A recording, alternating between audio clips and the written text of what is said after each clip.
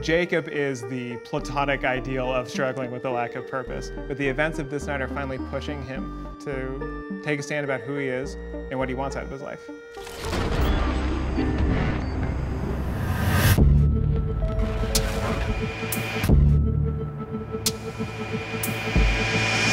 In OXENFREE II, I'm really looking forward to people playing with Jacob, who is their kind of main counterpart throughout the game.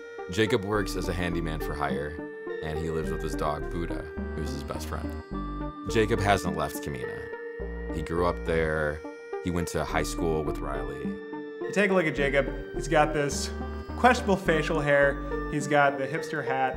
And his animation also gave him that laid-back kind of, hey, I'm just hanging out here in the woods, not being creepy. Jacob actually has direct ties to the events of OXENFREE I, and particularly the history of Maggie Adler. Maggie was the woman that first kind of discovered what radios could do. She was the one who was kind of tied to the events that really kicked off the whole story. Jacob is enthralled and fascinated with the sort of otherworldly phenomenons and the things that are happening in Kamino.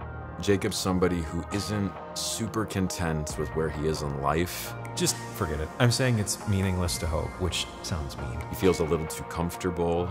He feels like there is more to be achieved, and he doesn't know what risks to take to get there.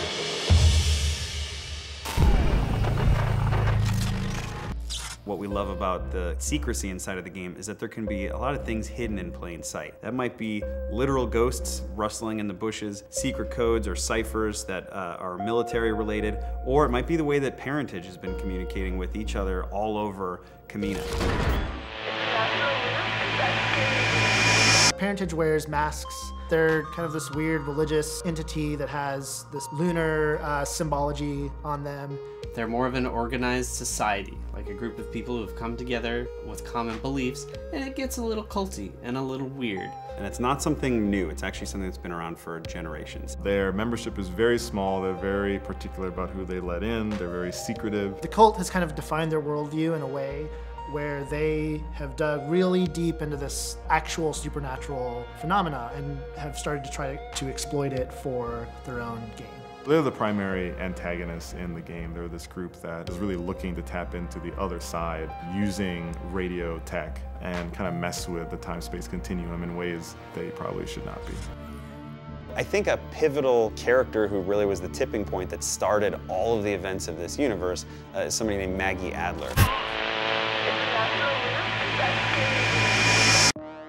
Maggie Adler was a comms officer in World War II, and she's the one who discovered the sunken, and that there's some sort of radio signal coming from the submarine that crashed. And the crewmen that were on the submarine, they didn't just die, they kind of got stuck between every possible timeline that could happen. When Jacob was a kid, he was friends with Maggie Adler, and Maggie Adler was tuned into some suspicious goings-on in the radio waves that were circulating around the town.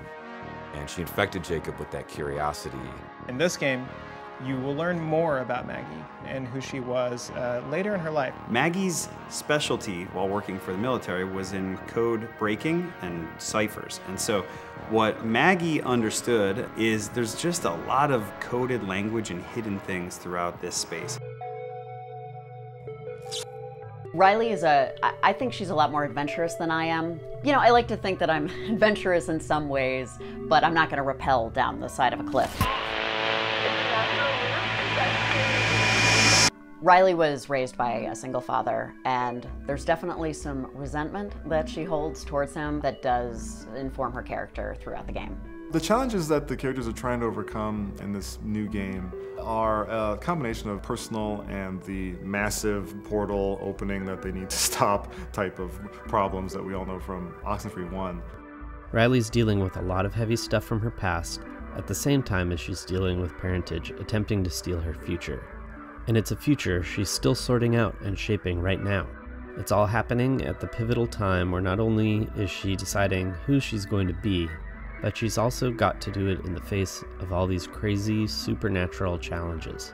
Riley's from Kamino, and unlike Alex and her friends in OXENFREE I, Riley did not have the best time growing up in this area. She later joined the military, but she sort of found herself drifting aimlessly through life and realized that she is in need of a purpose.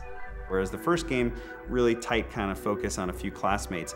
This game is about Riley coming home and interacting with Jacob, who is somebody who she went to high school with, dealing with her father, dealing with a whole host of new characters that are along this coast. I need visual confirmation of the clouds above Red Island.